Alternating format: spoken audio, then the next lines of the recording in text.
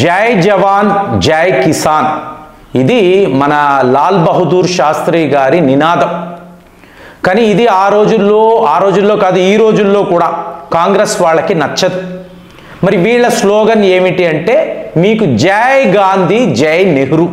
ఇంకా చెప్పాలి అంటే India is Indira, Indira is India. అంతే. ఈ భారతదేశం మాది, మేము ఈ దేశాన్ని పరిపాలిస్తాము, మీరు మా బానిసలు, మేము చెప్పినట్టు మీరు వినాలి. ఇవాళ కూడా ఇదే సిచ్యువేషన్. కానీ ఆ రోజుల్లో లాల్ బహదూర్ శాస్త్రి గారికి చాలా పెద్ద అవమానం జరిగింది. ఎందుకంటే ఆ రోజుల్లో ఆయన మన భారత సైనికుల గురించి మాట్లాడాడు. 1965 యుద్ధం కదండి, మన వద్ద పెద్ద పెద్ద ఆయుధాలు లేవు. అమెరికా వాడు పూర్తిగా తన దగ్గర ఉండే టాప్ మోస్ట్ ఫైటర్ జెట్స్, ట్యాంకులు, ఆయుధాలు పాకిస్తాన్కి ఇచ్చి సపోర్ట్ చేశాడు, భారత్ను ఓడించు అని. మన వద్ద ఉండే ఎక్విప్మెంట్తో, వెపన్స్తో మనం వాడిని ఓడించగలిగాం.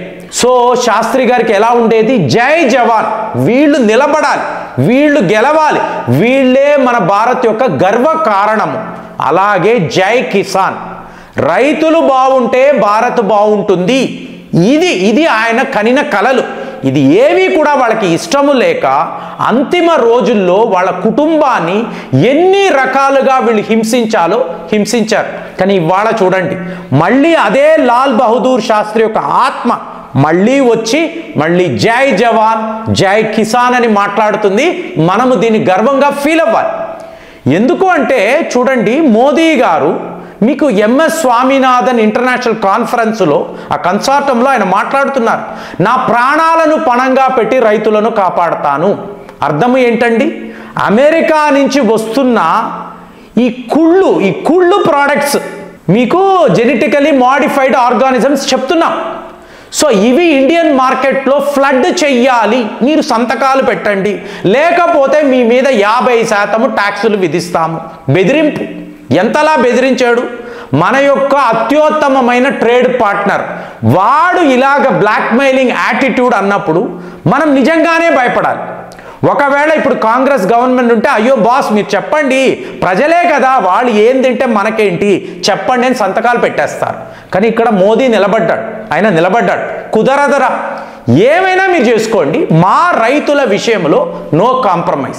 సో జై కిసాన్ అనే దాన్ని ఇవాళ మనం అమెరికాకు వ్యతిరేకంగా నిలబడి ప్రూవ్ చేసాం. ఫైనల్గా ఏమైందండి? మన ఆప్తమిత్రుడు బిగ్ బ్రదర్ రష్యా వాళ్ళు మన కోసం నిలబడి అమెరికాను వాడి మెడ వంచి అక్కడ నిలబెట్టగలిగారు. సో జై కిసాన్ అని మాట్లాడుతున్నాం. మరి జై జవాన్, శాస్త్రి గారి కళ జై జవాన్. సో ఇవాళ రాజ్నాథ్ సింగ్ గారు అమెరికా ఇంతలా రెచ్చిపోతున్నారు కదా, వాళ్ళు ఎందుకు ఇంతలాగా ఎందుకు పానిక్ అవుతున్నారు? ఇంతలాగా క్రైసిస్లో ఉన్నట్టుగా ఎందుకు బిహేవ్ చేస్తున్నారు? మనం ఏం చేస్తున్నాం? భారత్ అంటే భయం ఏమిటి? సింపుల్ అండి, మళ్ళీ చెప్తున్నాను, యుద్ధము అనే దాన్ని సృష్టించి అమెరికా వాడు ఆయుధాలు అమ్ముకుంటాడు, ప్రతి ఒక్క దేశాన్ని భయపెడతాడు. ఇక చైనా అన్నారు అనుకోండి, పూరెస్ట్ క్వాలిటీ, మనం ప్రూవ్ చేసేసాం, వీడి వద్ద ఉన్న ఆయుధాలు మన ముందు నిలబడవు.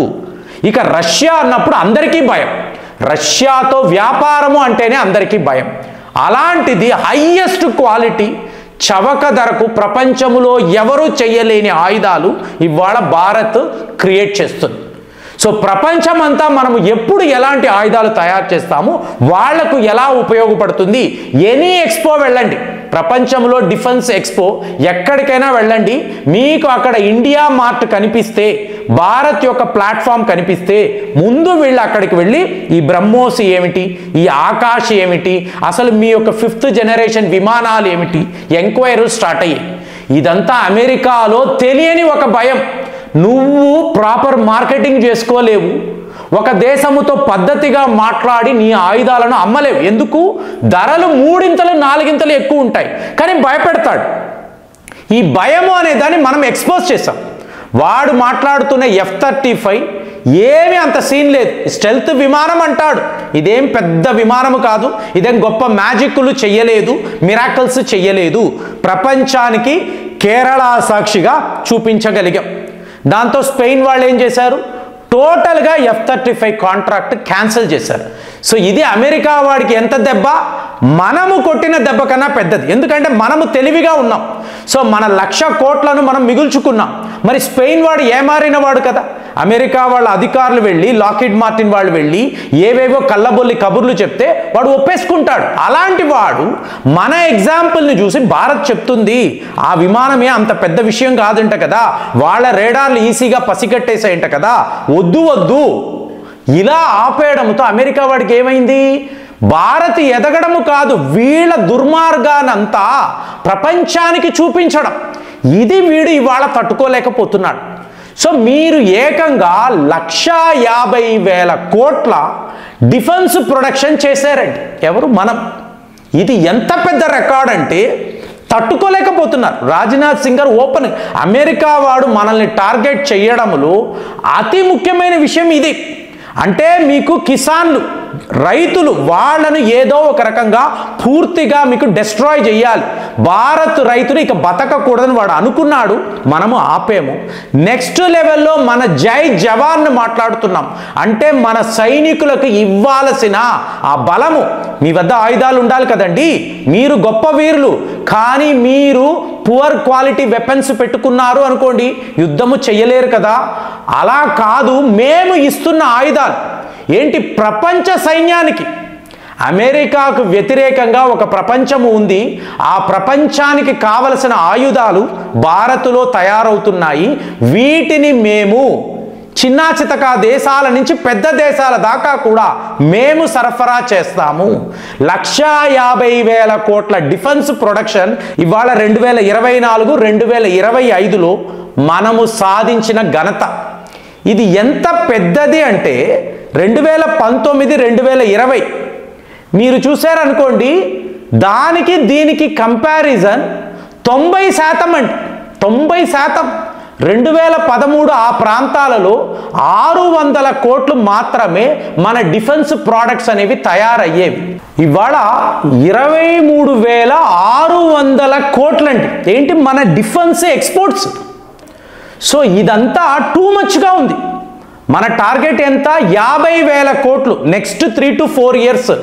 ఒకవేళ ఇది రీచ్ అయ్యామనుకోండి, ఇంత ఫాస్ట్గా డిఫెన్స్ రంగములో ప్రొడక్షన్ చేయడం కానీ ఎక్స్పోర్ట్స్ చేయడం కానీ ఏ దేశము ఎప్పుడు చేసింది లేదు. సో ఇది అమెరికాలో ఒక పానిక్ సిచ్యువేషన్. ఎందుకంటే మెల్లమెల్లగా వాళ్ళ మార్కెట్ని అంతా కూడా భారత్ క్యాప్చర్ చేయడం మొదలుపెట్టింది.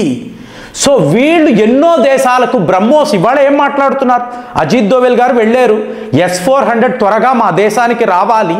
కానీ ఇక్కడ ఏమిటి అంటే, రేపు రష్యా వాళ్ళ S-400 దీని యొక్క గొప్పతనం మనం ఆల్రెడీ చూపించాం.